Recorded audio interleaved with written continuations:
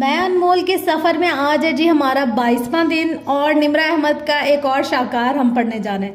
دیکھتے ہیں آج کے چیپٹر میں ہمیں کیا سیکھنے کو ملتا ہے اور ہم کس طرح سے سیلف امپروومنٹ کی جرنی کو کنٹینیو کرتے ہیں۔ تو اسٹارٹ کرتے ہیں 22واں دن۔ ریڈی سیٹ گو۔ کالونی کی سڑک ایک ڈھلان پر بنی تھی، ایک جانب سے اونچی تھی اور دوسرے سرے تک پہنچتے پہنچتے گہرے نشیب میں چلی جاتی تھی۔ میں اور میری ٹیچر نشیب سے اونچائی کی طرف جا رہے تھے۔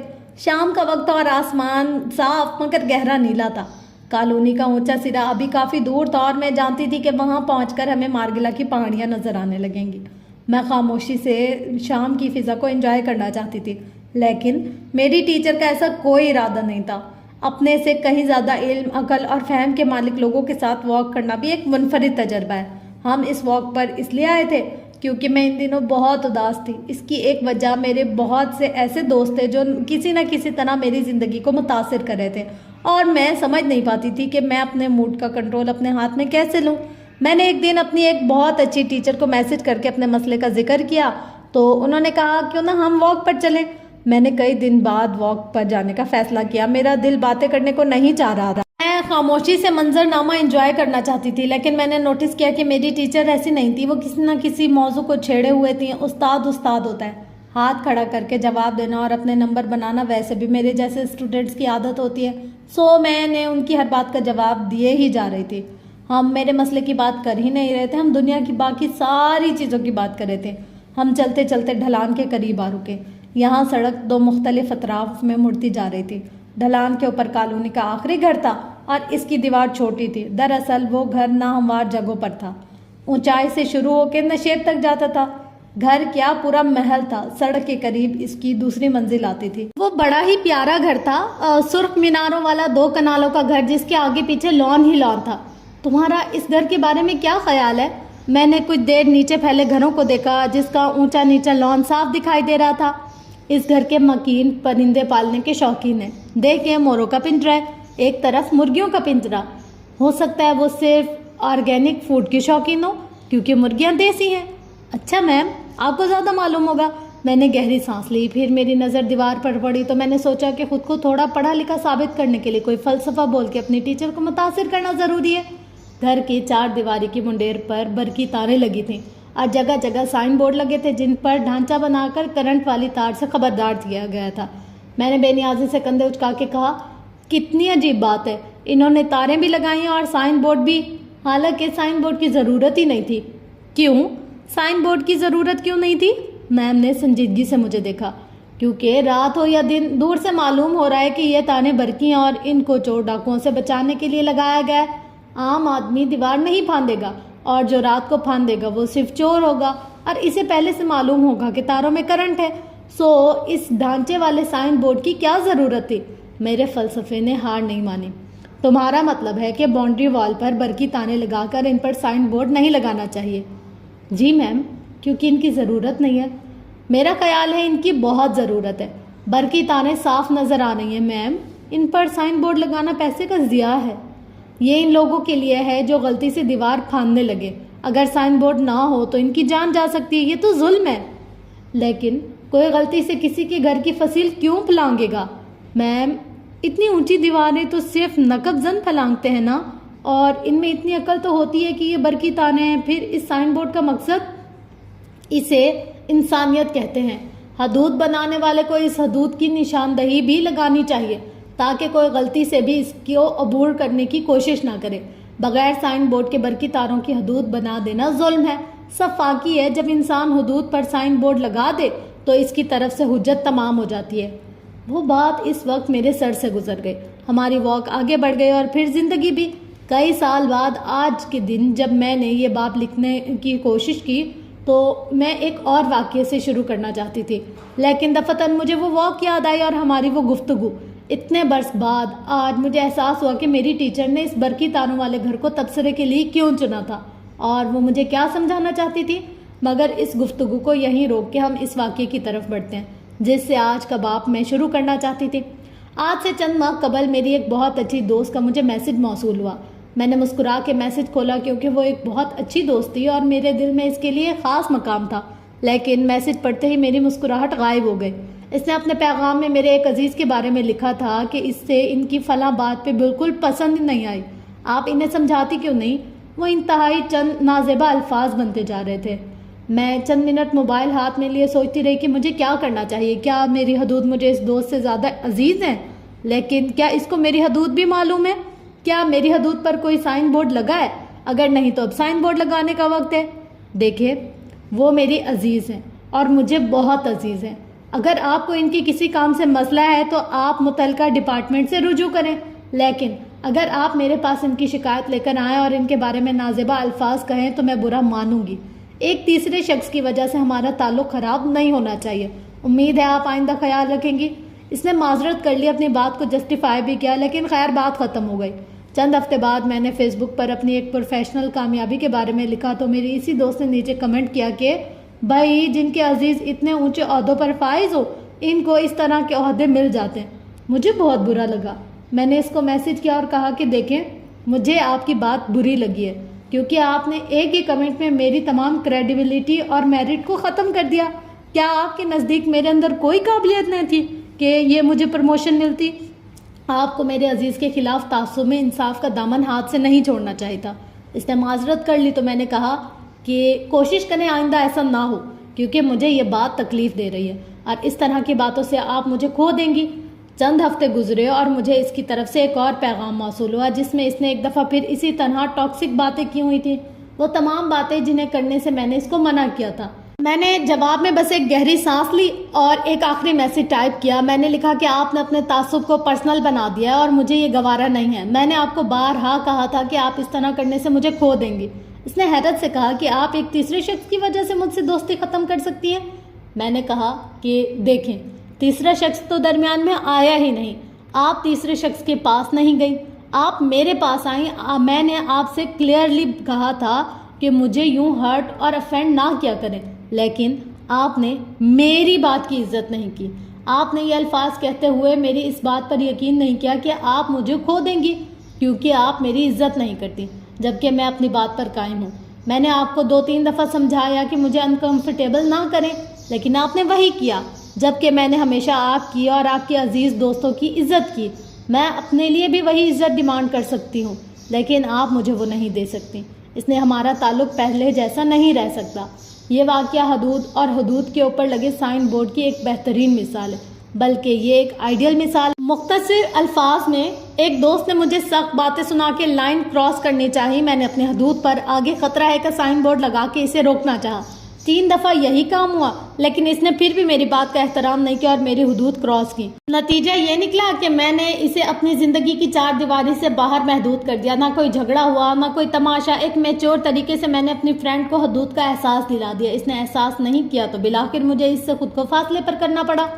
اب ہم بھی بات کر لیتے ہیں، لیکن پہلے والی بات نہیں رہی۔ لیکن کیا میں ہمیشہ سے لوگوں کو اتنی ہی میچورٹی سے ڈیل کرتی تھی؟ نہیں، میں ہمیشہ سے حدود کھینچنے کی عادی تھی، لیکن میں حدود پر سائن بورڈ نہیں لگایا کرتی تھی۔ اس کا مطلب یہ ہے کہ جب مجھے کوئی ہرٹ کرتا تو میں برداشت کر لیتی اور اس کو نہ بتاتی۔ چند ایک دفعہ ایسا ہوا تو میں خاموشی سے اس سے کنارہ کش ہو جاتی۔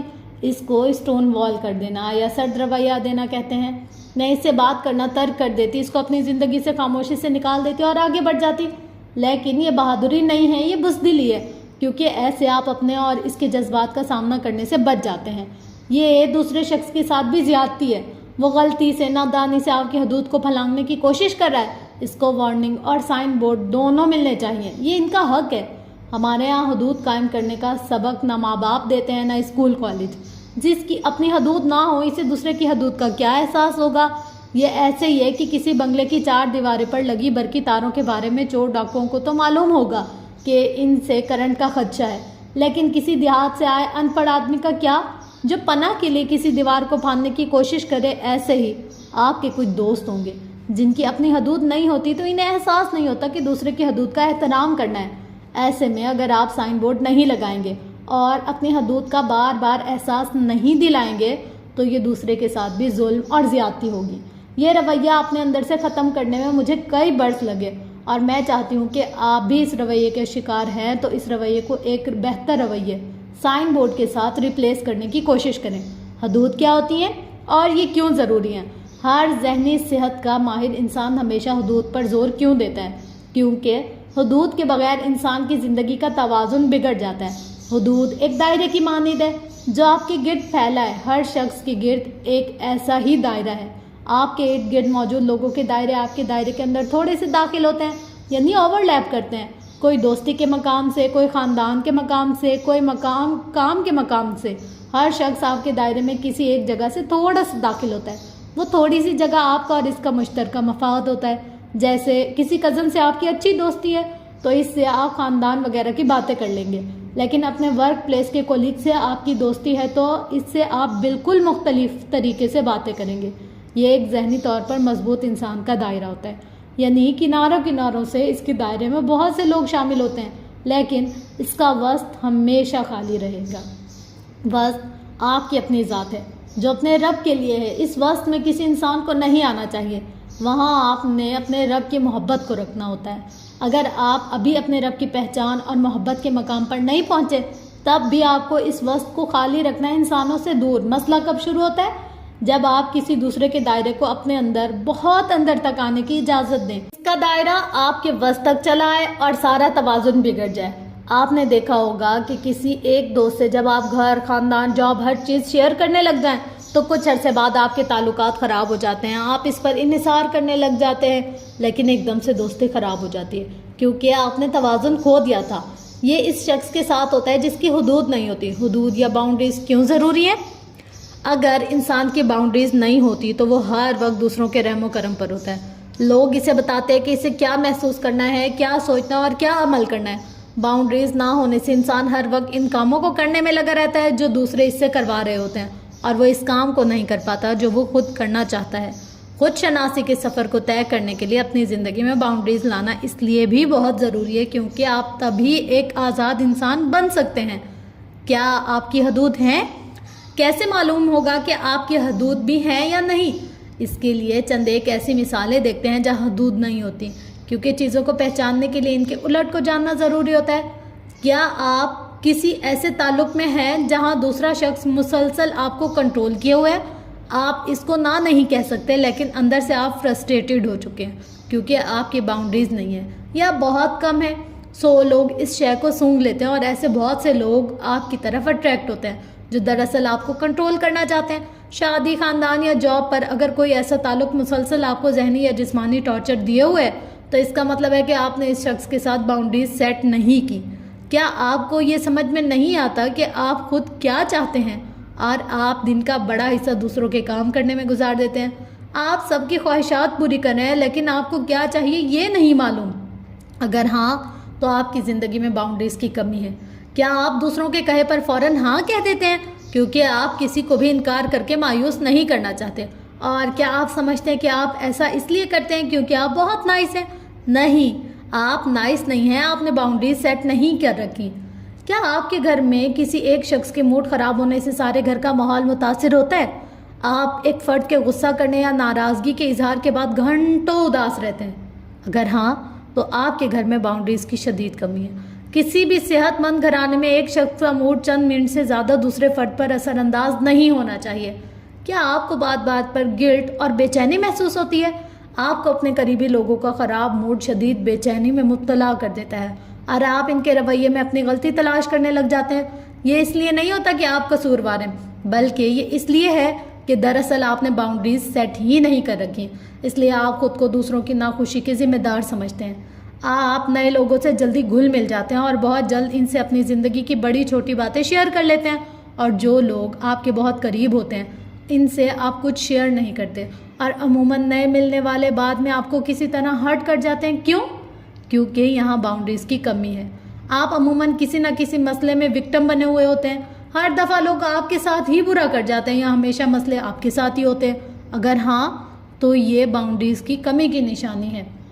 اگر آپ کو لگتا ہے کہ لوگ آپ کی عزت اور قدر نہیں کرتے اور آپ کے پیچھے آپ کے بارے میں اچھے الفاظ میں بات نہیں کرتے، لیکن اس کے باوجود آپ لوگوں کو کھونے سے ڈرتے ہیں، آپ کے ساتھ غلط برتاؤ کیا جائے، برا رویہ رکھا جائے، تب بھی آپ اپنے لیے آواز نہیں اٹھا سکتے۔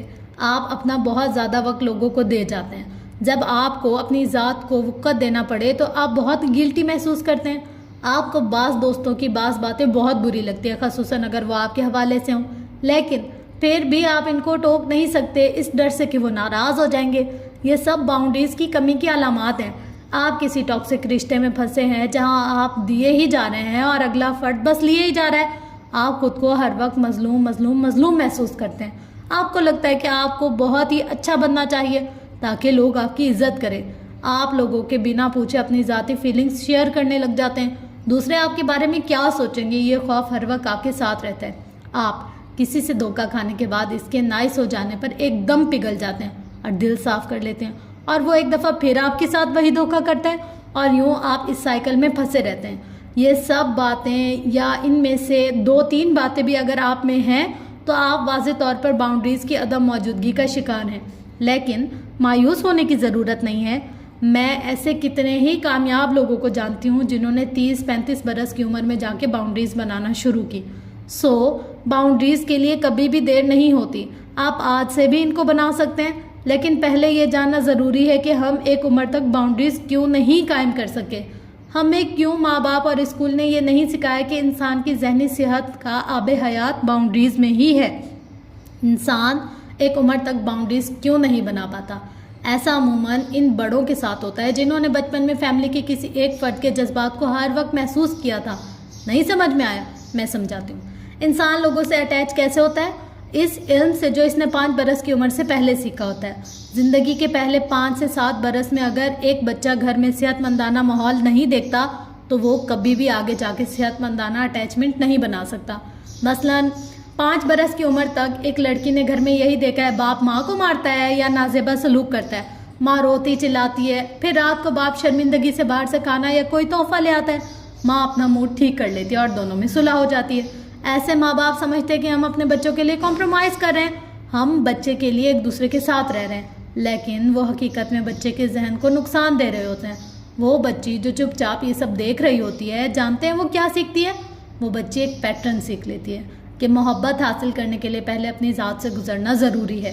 وہی بچی جب بڑی ہوتی ہے اور اگر محبت کے چکر میں داخل ہوتی ہے تو وہ اپنے منگیتر محبوب یا شوہر سے اسی طرح اٹیچ ہونا چاہتی ہے جیسے اس کے ماں باپ اس کے ساتھ تھے۔ محبت ملے گی شدید اذیت کے بعد، محبت ملے گی شدید تماشے کے بعد۔ کیوں عورت برسوں ابیوزو شادی میں رہ لیتی ہے؟ کیونکہ وہ بچپن کی اس تکلیف جو ان کو یاد نہیں لیکن ان کے ذہن کو یاد ہے سے خود کو بچانے کے لیے نہ چاہتے ہوئے بھی وہی پیٹرن بنا لیتی ہے۔ جو لڑکا ایسی تکلیف سے گزرتا ہے وہ بڑا ہو کے کیا کرتا ہے؟ وہ پرفارمر بن جاتا ہے، لوگوں کو خوش کرنے والا یا دوسروں کو کنٹرول کرنے والا، یا جب اسے کوئی چیز نہ ملے تو وہ تماشا کرتا ہے۔ آپ نے دیکھا ہوگا کہ کچھ لوگ ریلیشن شپ میں بہت ڈرامیٹک ہوتے ہیں، انہیں ہر وقت ایک ایشو چاہیے ہوتا ہے اپنے پارٹنر سے لڑنے کا، اس کی توجہ لینے کا، کیونکہ 5 برس کی عمر تک اس کے کچے ذہن نے یہی دیکھا کہ محبت ایک بڑے جھگڑے کے بعد ملتی ہے۔ وہ سیکیورڈ اٹیچمنٹ، محفوظ طریقے سے کسی سے اٹیچ ہونا نہیں سیکھ سکتے، وہ ٹراما کے ذریعے ہی لوگوں سے اٹیچ ہونا سیکھتے ہیں۔ ہمارے اکثر نفسیاتی مسائل کی جڑیں ہمارے بچپن کی کہانیوں میں پیوست ہوتی ہیں۔ ہم میں سے اکثر ان کو بھول چکے ہوتے ہیں، لیکن ہمارا ذہن نہیں بھولتا۔ جیسے جیسے بچہ بڑا ہوتا ہے، ماں باپ لڑائی جھگڑے یا جسمانی مار پیٹ کم کر دیتے ہیں۔ وہ سمجھتے ہیں کہ چھوٹے بچے کو نہیں سمجھ آتی، اب یہ بڑے ہو رہے ہیں، اب یہ اثر لے گا، اس لیے ہم خود کو سدھار لیں، لیکن وہ نہیں جانتے کہ اصل اثر بچہ لے چکا ہے۔ 5 سے 7 برس تک اس کے ذہن نے جو جذب کیا، اس کی ساری زندگی کی دوستیاں، محبتیں اور رشتے اسی پیٹرن پر بنیں گے۔ ہو سکتا ہے ماں باپ آپس میں نہ لڑتے ہوں، لیکن جب گھر کا کوئی بڑا بات پر بچے کو ڈانٹتا ہو، اسے سزا دیتا ہو یا اس کو مارتا ہو، اور ماں ہر وقت بچے کے ذہن میں باپ، تایا، دادا یا بڑے بھائی کو خوف بٹھاتی ہو، تو بچہ کیا سیکھتا ہے؟ کہ وہ ایک ٹرافی ونر ہے۔ لوگ اس سے تب خوش ہوں گے جب وہ کچھ اچھا کر لائے گا، اور جب وہ لوگوں کی توقعات پر پورا نہیں اترے گا تو لوگ اس سے ناراض ہو جائیں گے۔ وہ بچہ بڑا ہو کر پیپل پلیزر، لوگوں کو خوش کرنے والا بن جاتا ہے۔ کیوں آپ لوگوں کے کام ہر وقت کرتے رہتے ہیں؟ کیوں آپ لوگوں کو ناراض کرنے سے ڈرتے ہیں؟ کیوں آپ بات پر سوری بولتے ہیں؟ کیوں آپ جب کوئی نیا تعلق بناتے ہیں تو اس سے ایڈکشن کی حد تک اٹیچ ہو جاتے ہیں کہ وہ شخص ذرا دور جائے تو کلیجہ منہ کو آنے لگتا ہے؟ یہ محبت نہیں ہوتی، یہ ایموشنل ایڈکشن ہوتی ہے، جو ایسے انسان کو ہر کچھ دن بعد کسی نئے انسان یا نئے شوق سے ہو جاتی ہے۔ ایسا شخص ہمیشہ لوگوں کو کھونے سے ڈرتا ہے، اس کو چھوٹی سے چھوٹی بات بری لگ جاتی ہے اور وہ ایک دم ہائپر ہو کے تماشا کھڑا کر دیتا ہے۔ اس کے اندر ایک ترسا ہوا چھوٹا بچہ ہوتا ہے جس کا دل چاہتا ہے کہ کوئی آئے اور اسے بچائے، کوئی اس کو اس کی تکلیف سے نکالے، وہ محبت لینے کے لیے خود کو اذیت سے اس لیے گزارتا ہے کیونکہ اس کے خیال میں محبت لینے کا یہی ایک طریقہ ہے۔ میں نے جب نمل لکھا تو اس میں حنین کا کوئی ہیرو نہیں تھا۔ کسی ریڈر نے مجھے کہا کہ باقی سب ٹھیک تھا، لیکن کاش آپ حنین کا کوئی ہیرو بنا دیتی تاکہ اس کی زندگی میں کوئی خوشی آ جاتی اور اس کا کردار مکمل ہو جاتا۔ مجھے اتنا افسوس ہوا کہ میں بیان نہیں کر سکتی۔ کس نے سکھا دیا ہے ہمارے لوگوں کو کہ یہ کانسیپٹ انسان کو اپنی تکمیل کے لیے دوسرے انسان کی ضرورت ہے؟ اس کو تو سائیکالوجی میں کو ڈیپینڈنسی کہا جاتا ہے، جو کہ ایک شدید منفی رویہ ہے۔ اس میں آپ کو اپنی خوشی دوسرے انسان کے ذریعے تلاش کرنے کی عادت ہو جاتی ہے۔ یاد رکھیں، ہماری زندگی کو مکمل کرنا دوسرے انسان کا کام نہیں ہے۔ دوسرے انسان آپ کے کچھ حصوں کی چابیاں ہیں، لیکن آپ کو ایسا صندوق نہیں بننا جسے کسی دوسرے انسان کے حوالے کر دیا جائے۔ آپ کو اپنی خوشی اپنے اندر اور اپنی زندگی کے کسی خاص مقصد میں تلاش کرنی ہوتی ہے۔ دوسرے انسان صرف آپ کے لیے ایک بونس ہیں۔ ان کی تعریف و قدردانی ملے تو بہت اچھا، نہ ملے تو ہمیں اپنی قدر خود معلوم ہونی چاہیے۔ ہمیں کسی کا اپروول نہیں چاہیے خود کو اچھا سمجھنے کے لیے۔ باؤنڈریز کے اس قصے کو یہیں روک کے 1400 سال پیچھے جاتے ہیں۔ میں نے کافی عرصہ پہلے ایک حدیث پڑھی تھی۔ حضرت سیدنا میمونہ بن شعیب رحمۃ اللہ علیہ سے مروی ہے کہ ام المومنین حضرت عائشہ رضی اللہ تعالیٰ عنہ کے پاس ایک فقیر آیا تو آپ نے اسے ایک ٹکڑا دے دیا۔ پھر آپ رضی اللہ تعالیٰ عنہ کے پاس ایک ایسا آدمی آیا جو کہ اچھے کپڑے پہنے ہوئے تھا۔ آپ نے اسے بٹھایا، پھر اس نے کھانا کھلایا۔ آپ رضی اللہ تعالیٰ عنہ سے اس فرق کے بارے میں پوچھا گیا تو آپ رضی اللہ تعالیٰ عنہ نے جواب دیا کہ رسول اللہ صلی اللہ علیہ وسلم نے ہمیں حکم دیا کہ لوگوں کے ساتھ ان کے مرتبہ کے لحاظ سے سلوک کرو۔ اس حدیث پاک کو امام ابو ذر نے روایت کیا ہے۔ ایسا کیوں کیا آپ صلی اللہ علیہ وسلم نے؟ کیونکہ ہر شخص کا آپ کی زندگی میں مختلف مقام ہوتا ہے، ہر ایک سے مختلف فریکوینسی لیول ہوتا ہے۔ یہ نہیں کہ کوئی اچھا ہے اور کوئی کم اچھا ہے، تو بات تعلق کی نوعیت کی ہے۔ ایک کے ساتھ اتنا تعلق ہوتا ہے کہ بندہ اس کے ساتھ بیٹھ کے کھانا کھائے اور دوسرے کو فارمل طریقے سے کھڑے کھڑے بات کر کے لوٹا دیا جائے۔ یہ باؤنڈریز کی اعلیٰ ترین مثال ہے جو رسول اللہ صلی اللہ علیہ وسلم نے قائم کر رکھی ہے۔ اللہ تعالیٰ قرآن پاک میں فرماتا ہے کہ اگر بندے کو ہر وہ چیز مل جائے جو وہ چاہتا ہے تو وہ اپنی حدود توڑ کر باہر نکل جائے گا۔ اس آیت میں سرکشی کے لیے تنائی کا لفظ استعمال کیا گیا ہے۔ تنائی کا مطلب ہوتا ہے حدود کو توڑ کر بے قابو ہو کر باہر نکل جانا۔ انسان حدود کب توڑتا ہے؟ جب اسے ہر چیز عطا کر دی جائے، جب اسے کچھ کھونے کا خوف نہ رہے، مزید کچھ پانے کی تمنا نہ رہے۔ جب آپ اپنا آپ پلیٹ میں رکھ کر کسی انسان کو پیش کرتے ہیں تب اس کو آپ کو ہرٹ کرنے کی چھوٹ ہوتی ہے۔ آپ کو کھونے کا خوف نہیں ہوتا کہ جو وہ کر لے آپ نے اس کو نہیں چھوڑنا، اور چونکہ آپ نے اپنا آپ گھول کر بیان کر دیا ہے اسے مزید آپ کے بارے میں جاننے میں دلچسپی نہیں ہوتی، یوں وہ آپ کی حدود توڑنے لگتا ہے۔ دوسرے الفاظ میں اگر آپ کو حدود قائم کرنی ہے تو آپ نے قرآن کی یہ آیت یاد رکھنی ہے۔ لوگ حدود تب توڑتے جب انہیں ہر شے مل جائے۔ آپ نے اپنی زندگی میں آنے والے کسی شخص کو ہر چیز نہیں دینی، سمپل، سب کو اپنی ذات تک تھوڑی تھوڑی رسائی دینی ہے۔ اب آتے ہیں سب سے اہم سوال کی جانب۔ ہم نے ایک عرصہ بغیر باؤنڈریز کے اگر زندگی گزاری ہے تو اب کیسے باؤنڈریز طے کریں؟ یہ کوئی اتنا مشکل کام نہیں ہے۔ آپ نے کوئی لکیر نہیں کھینچنی، صرف ذہن میں ایک فیصلہ کرنا ہے اور بس یہ ہو گیا، سمپل۔ اگر انسان کے ذہن نے 7 برس کی عمر تک عدم تحفظ کے شکار رشتے دیکھے ہیں اور انہی کو جذب کیا ہے اور بڑے ہو کر اس نے اسی پیٹرن کو اپنا لیا ہے، اور اگر آپ ایسے ہی انسان ہیں تب بھی مایوسی کی ضرورت نہیں ہے۔ کوئی ایسی بیماری نہیں ہے جس کی اللہ نے شفا نہ بنا رکھی ہو، کوئی ایسا پیٹرن نہیں ہے جس سے ان لرن نہ کیا جا سکتا ہو۔ آپ آج سے نئے پیٹرن بنا سکتے ہیں۔ اب ایک ایک کر کے ان بنیادی باؤنڈریز کی بات کرتے ہیں جو آپ کی زندگی میں ہونا ضروری ہے۔ جتنی مضبوط باؤنڈریز ہوں گی اتنے مضبوط آپ انسان ہوں گے۔ باؤنڈریز کیسے سیٹ کی جاتی ہیں؟ اس کی 4 سٹیپس ہیں۔ نام، آپ کی باؤنڈریز کا نام کیا ہے؟ اس کی شناخت کیا ہے؟ آپ کو اپنی باؤنڈریز کو نام دینا ہوگا۔ میرے قصے میں میری باؤنڈریز کیا تھی؟ میں اپنے عزیز لوگوں کی برائی برداشت نہیں کر سکتی۔ گفتگو، آپ نے اس باؤنڈری کو ایک سائن بورڈ کی طرح دوسرے شخص کو بتانا ہے، گفتگو کے ذریعے اس کو واضح کرنا ہے۔ آپ مجھ سے میرے عزیز لوگوں کو ڈسکس نہ کیا کریں، میں ان کی برائی برداشت نہیں کروں گی۔ سادگی، باؤنڈریز طے کرتے وقت آپ کو سادہ اور مختصر رہنا ہے۔ آپ کو لمبی تقریر کرنے کی ضرورت نہیں ہے۔ کیوں آپ ایسا محسوس کرتے ہیں؟ کیوں تو کبھی نہیں بتانا، یہ آپ کا حق ہے، اور اوور ایکسپلینیشن نہیں کرنا۔ میں اس بات پر برا مانوں گی اور بس بات ختم۔ نتائج سے آگاہی، آپ نے دوسرے شخص کو ان نتائج کے بارے میں خبردار کرنا ہے جو آپ کی باؤنڈریز توڑنے کی صورت میں ہو سکتے ہیں۔ اگر آپ نے دوبارہ میرے ساتھ میرے عزیز کی برائی کی تو آپ کا اور میرا تعلق خراب ہو جائے گا، آپ مجھے کھو دیں گی، اور پھر آپ اس باؤنڈری پر قائم رہتے ہیں۔ آپ انسانیت کے ناطے کسی کو ایک کے بعد دوسرا اور دوسرے کے بعد تیسرا چانس دے سکتے ہیں، لیکن چوتھا چانس دینا نیری بے وقوفی ہے، پھر تو آپ کی کوئی باؤنڈری نہ ہوئی۔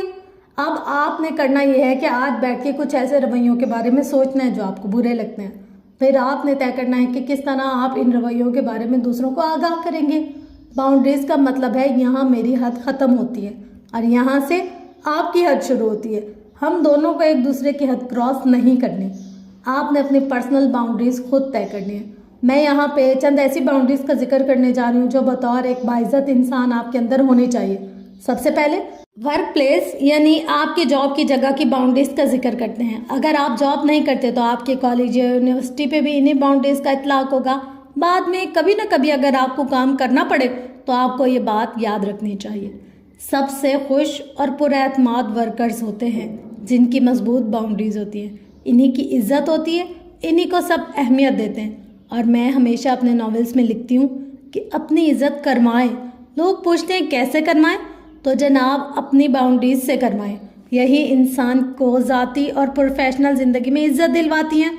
ورک پلیس پر باؤنڈریز پہلے ہی دن سیٹ کی جاتی ہیں، جیسے آپ کتنے گھنٹے کام کریں گے، آپ کی تنخواہ، بونس وغیرہ کیا ہوگا، آپ کب اوور ٹائم کریں گے اور کب بالکل نہیں کریں گے، اور آپ کو کتنی چھٹیاں ملیں گی۔ یہ اس لیے ضروری ہے کیونکہ ہر شخص کا کوئی سائڈ شوق ہوتا ہے، کوئی ایسا مشغلہ جسے آپ وقت دینا چاہتے ہیں۔ آپ نے ہمیشہ اپنے باس کو بتا دینا ہے کہ مجھے فلاں کام کو بھی وقت دینا ہوتا ہے، سو میں اوور ٹائم نہیں کر سکتا یا کبھی کبھی کر سکتا ہوں۔ اس کو کہتے ہیں اپنا ویلیو سسٹم بنانا۔ میری زندگی میں فلاں اور فلاں چیز بھی ہیں، سو میں اعتدال میں رہ کر کام کروں گا یا کروں گی۔ دوسری چیز کمیونیکیشن، آپ نے بہت کلیئر اپنے کولیگس کو بتانا ہے کہ کام کے بعد دوسرے اوقات میں وہ آپ کو کال نہیں کر سکتے یا کس وقت وہ آپ کو کال کر سکتے ہیں۔ یورپ میں اسے رائٹ ٹو ڈسکنیکٹ یعنی منقطع ہونے کا حق کہا جاتا ہے۔ آپ کو 6 بجے کے بعد کام سے منقطع کر کے خود کو ان چیزوں یا لوگوں کے ساتھ جوڑنا ہوتا ہے جو آپ کے لیے اہم ہے۔ اس لیے آپ کو اپنے کولیگس کو پہلے دن سے بتانا ہے کہ فلاں صرف فلاں ایمرجنسی میں شمار ہوتی ہے، اس لیے آپ مجھے کال کر سکتے ہیں، لیکن اس کے علاوہ کسی کام کے لیے نہیں۔ پھر آپ اپنے عمل سے اس باؤنڈری کا اطلاق کریں گے۔ کیسے؟ آپ کو کولیگ کی کال نان ورکنگ آورز میں نہیں اٹھانی۔ آپ صبح واپس کام پر جائیں گے اور اسے کہیں گے کہ میں گھر پر کام نہیں کرتا، سو اب آپ مجھے بتائیں کہ مسئلہ کیا ہے۔ تیسری چیز، جب بھی باؤنڈریز کی خلاف ورزی ہو اس کو فوراً نوٹس میں لیا جاتا ہے، فوراً آواز اٹھائی جاتی ہے۔ یہ می ٹو موومنٹ کیوں شروع ہوئی؟ کیونکہ بہت عرصے تک عورتیں خاموش رہیں اور ورک پلیس پر ہراسمنٹ کے خلاف آواز نہیں اٹھا سکی، کیونکہ ہمیں یہ سکھایا ہی نہیں جاتا تھا کہ آواز فوراً اٹھانی ہے۔ اس لیے جب بھی کوئی آپ کی باؤنڈریز توڑے آپ نے فوراً احتجاج کرنا ہے۔ چوتھی چیز، باؤنڈریز کی وائلیشن کے لیے پلان تیار رکھیں۔ لوگ آپ کی باؤنڈریز شروع میں کراس کریں گے، لازماً کریں گے، اس کے بعد کیا پلان ہے؟ آپ پریشان ہوں گے، اس پر غصہ کریں گے یا سنجیدگی سے اس سے بات کر کے اس کو اس کے رویے کا احساس دلائیں گے؟ آپ نے پلان ضرور بنانا ہے۔ یاد رکھیں، ورک پلیس پر آپ کو سوری تب تک نہیں کہنا ہوتا جب تک آپ روڈ نہ ہو۔ لمبی وضاحتیں نہیں دینا، بس اتنا کہنا کافی ہوتا ہے کہ یہ کام میرے لیے ممکن نہیں ہے، یہ رویہ مجھے پسند نہیں ہے۔ پانچویں چیز، اگر حالات خراب ہوں، ماحول خراب ہو یا لوگ آپ کو بہت تنگ کرنے لگے تو پہلے کسی بڑے کو شکایت لگائیں، اور اگر معاملہ نہ سدھرے تو ورک پلیس چھوڑ دیں، اس جاب سے نکل آئیں۔ کوئی بھی نوکری دنیا کی آخری نوکری نہیں ہوتی۔ آپ کی ذہنی صحت زیادہ اہم ہے، اپنے آپ کو خواہ مخواہ کی چک چک سے نکالیں۔ چھٹی چیز، ورک پلیس پر دوست نہ بنائیں۔ یہ بات ہر کوئی ہمیں کہتا ہے لیکن پھر بھی ہم انسان ہیں، بنا لیتے ہیں دوست۔ میں خود بنا لیتی ہوں دوست۔ اگر بنا ہی لیں تو انہیں کام تک محدود کریں، اوور شیئر نہ کریں، ان کو ذاتی باتیں نہ بتائیں۔ ڈرامے، میچ یا کوئی گلوبل ایشو ڈسکس کریں لیکن اپنی جاب کے مسئلے کبھی اپنے کولیگ سے شیئر نہ کریں، نہ دوسرے کولیگس کے بارے میں ان کی پیٹھ پیچھے باتیں کریں۔ یہ چیزیں آپ کی کریڈیبلٹی کو بھی خراب کرتی ہیں اور آگے جا کے نقصان دہ ثابت ہوتی ہے۔ آخری چیز، اگر آپ نوجوان ہیں اور آپ کی شادی نہیں ہوئی تو ہو سکتا ہے کہ جب آپ کسی جگہ جاب کرنے لگے تو آپ کا ذہن ہر دوسرے کولیگ یا ایک لائف پارٹنر ڈھونڈنے میں لگ جائے۔ اس میں کوئی برائی نہیں ہے، یہ آپ کے اختیار میں نہیں ہے۔ دل چاہتا ہے جو وہ چاہتا ہے۔ ایسے میں کبھی امکان ہے کہ آپ کو کوئی کولیگ پسند آ جائے اور آپ کی اس سے دوستی ہو جائے۔ اب لوگ غلطی کہاں کرتے ہیں؟ وہ تمام کولیگز کے ساتھ باؤنڈریز رکھتے ہیں سوائے اس ایک کولیگ کے ساتھ جو ان کے پسند کا ہوتا ہے، اس لیے وہ اصولوں پر سمجھوتا کر لیتے ہیں۔ جیسے اگر آپ تصاویر نہیں شیئر کرتی یا کسی کو اپنی فیس بک پروفائل میں ایڈ نہیں کرتی لیکن آپ کو ایک ساتھی کولیگ پسند ہے تو آپ اس کو اپنی فیس بک میں ایڈ کر لیں گی۔ آپ اس پر ٹرسٹ کریں گی کہ خیر یہ میری تصویریں دیکھ لے تو کیا ہوگا۔ یوں آپ اس کے لیے اپنی ایک باؤنڈری توڑیں گے۔ ہو سکتا ہے وہ اچھا ہو سکتا ہے آپ دونوں کبھی جا کر کسی تعلق میں بن جائیں، لیکن عموماً ایسا نہیں ہوتا۔ ایسے میں یہ بات آگے جا کے آپ کو بہت ہرٹ کرے گی۔ یہ آپ کی ایک کمزوری ہے جسے دوسرا بندہ بھانپ جاتا ہے اور آپ کو استعمال کرنے لگتا ہے۔ اس چیز سے بچنے کا ایک ہی طریقہ ہے، آپ کو کوئی شخص جتنا بھی پسند ہو آپ نے سب کے لیے باؤنڈریز برابر رکھنی ہے۔ کسی ایک فرد کے لیے اصول نہیں توڑنا ورنہ آپ پچھتائیں گے۔ گھر میں باؤنڈریز کیا ہوتی ہیں؟ ایک حدیث میں آتا ہے کہ جس نے کسی کی تحریر پر نظر ڈالی اس نے گویا آگ پر نظر ڈالی۔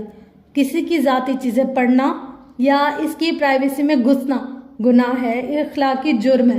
کسی گھر والے کو آپ کی الماری کھولنے یا اس کے اندر جھانکنے کی اجازت نہیں، نہ آپ کے ماں باپ کو نہ بہن بھائیوں کو۔ خیر جو لوگ اپنی الماریاں سیٹ نہیں کرتے ان کی ماؤں کو یہ کام کرنا پڑتا ہے، لیکن یہ بات آپ نے اپنے گھر میں کہہ دینی ہے کہ کوئی آپ کے فون، الماری یا ڈائریز وغیرہ میں تاکہ جھانکی نہیں کرے گا۔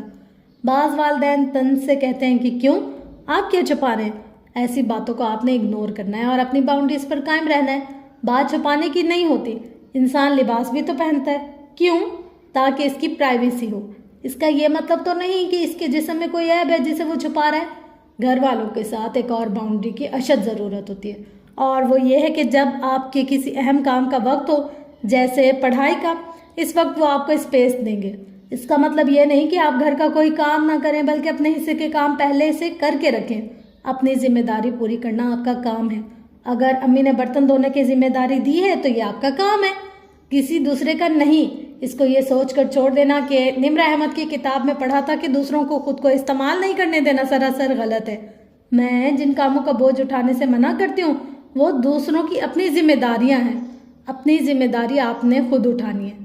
جیسے اگر ماں اپنے بچوں کے لیے کچھ کرتی ہے تو وہ ماں کی ذمہ داری ہے، اس کا اپنا کام، وہ بچے کا کام نہیں ہے، اپنا کام کر رہی ہے۔ ہم اپنے ماں باپ کی خدمت کرتے ہیں یا فیملی کی زندگیوں میں آسانیاں لاتے ہیں تو یہ ہماری ذمہ داری ہے، ہمارا اپنا کام ہے۔ دوسرے کا بوجھ اٹھانا یہ نہیں کہ ماں بچے کے لیے کھانا بنائے، بلکہ یہ ہے کہ ماں اپنے بچے کا ہوم ورک کر کے دے۔ یہ غلط ہے، ہوم ورک بچے کی ذمہ داری ہے۔ آپ نے وہ کام نہیں کرنا جو آپ کی ذمہ داری نہیں ہے، لیکن جو آپ کی ذمہ داری ہے اس کو چھوڑنا نہیں ہے۔ انسان کی عزت اپنی ذمہ داریاں اٹھانے سے ہوتی ہے۔ ایک اور باؤنڈری جس کی ضرورت گھر میں ہوتی ہے اور وہ ہے کہ آپ کے کسی جسمانی نقص مثلاً موٹاپے یا چھوٹے قد کا مذاق نہ بنایا جائے، نہ اس کا ذکر کیا جائے۔ یہ باتیں شخصیت کو بری طرح سے متاثر کرتی ہیں۔ آپ لطیفہ نہیں ہیں جس پر کوئی ہنسے۔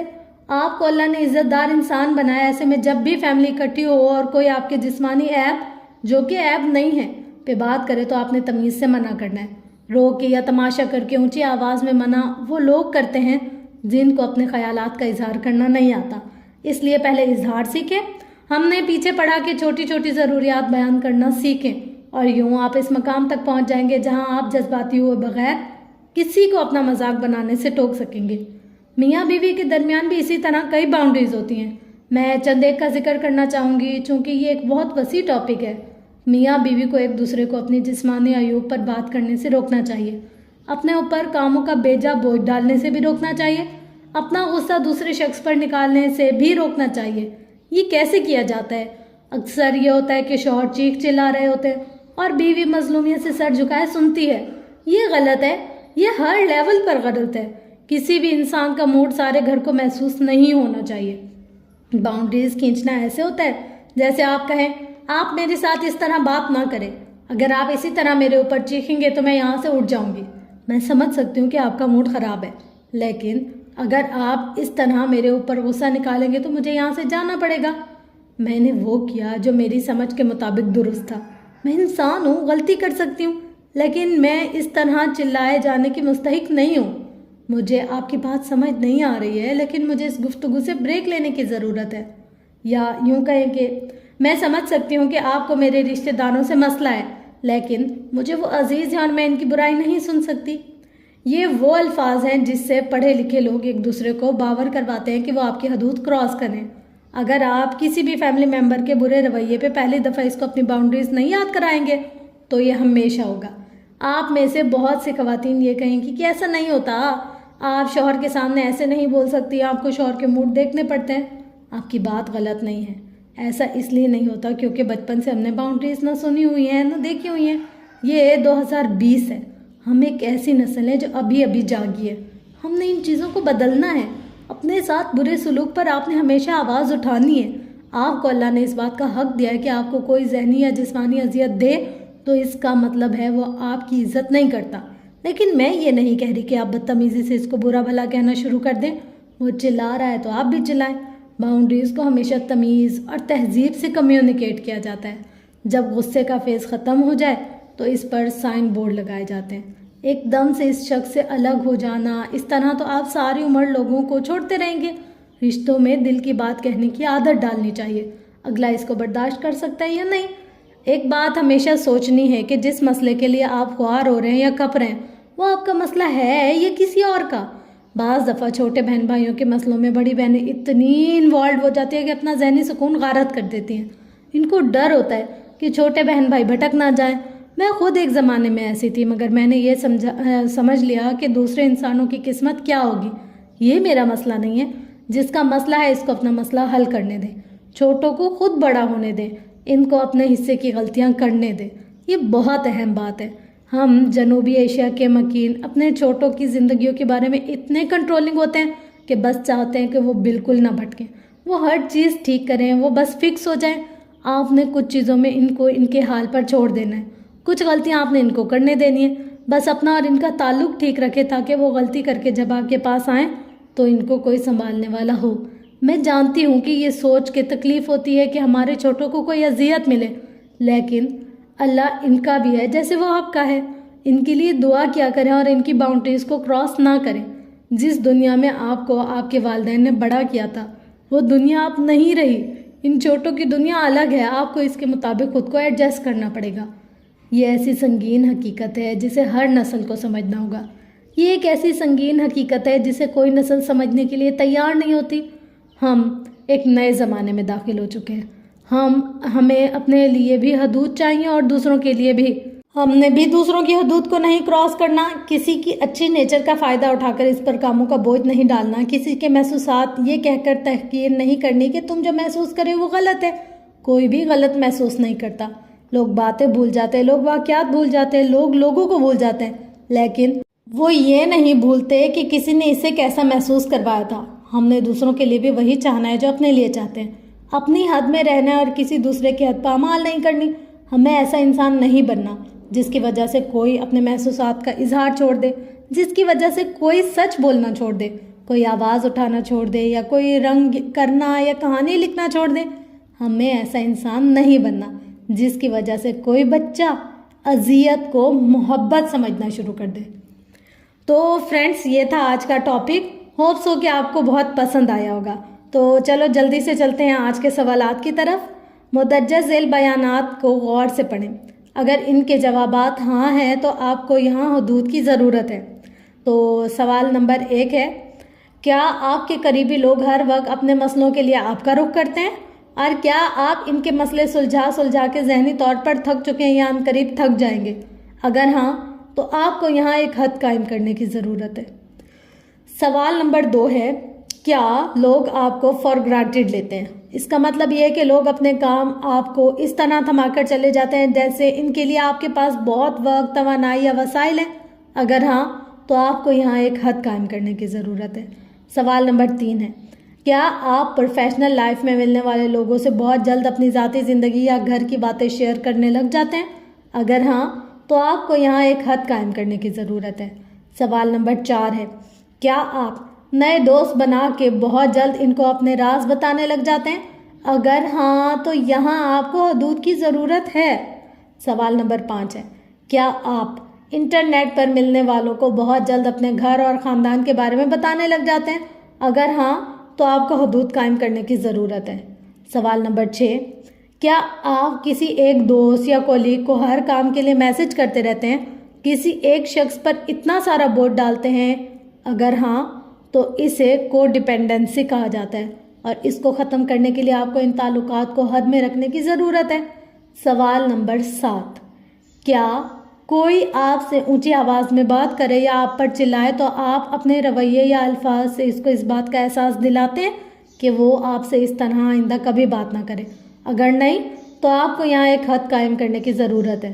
سوال نمبر 8، کیا کوئی آپ پر ہاتھ اٹھائے یا جسمانی تکلیف دے تو آپ اس کو یہ کہہ سکتے ہیں کہ اگر اس نے یہ دوبارہ کیا تو آپ اس کو چھوڑ دیں گے؟ اگر نہیں تو آپ کو شدید قسم کی حدود قائم کرنے کی ضرورت ہے۔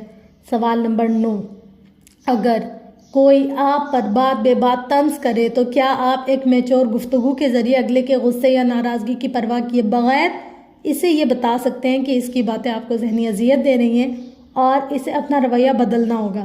اگر نہیں تو آپ کو یہ حدود قائم کرنے کی ضرورت ہے۔